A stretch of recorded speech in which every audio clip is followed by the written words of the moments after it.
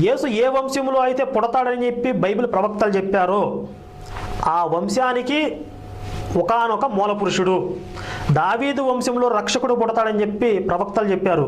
అంటే ఈ దావీదు అనే అతనికి బైబిల్లో విశిష్టమైన స్థానం ఉంది.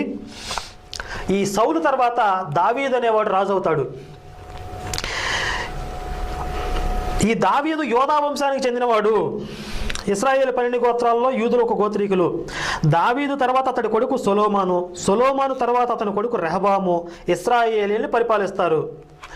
ఈ యోధా వంశానికి చెందినటువంటి దావీదు ఇశ్రాయేలీలందరికీ రాజయ్యాక ఆ దావీదు కొడుకు అయినటువంటి అతని తదనంతరం అతని కొడుకు సాల్మాన్ అంటారు, కింగ్ సాల్మాన్ అంటారు. ఇతను కూడా విశిష్టమైన వ్యక్తి. బైబిల్లో సామెతలు అనే గ్రంథం ఇతనే రాశాడు. ఇతను బైబిల్లో గొప్ప జ్ఞానిగా అభివర్ణించబడ్డాడు ఈ కింగ్ సాల్మన్ అనే అతను. ఆ సొలొమోను తర్వాత రెహబాము, అతని కొడుకు రెహబాము.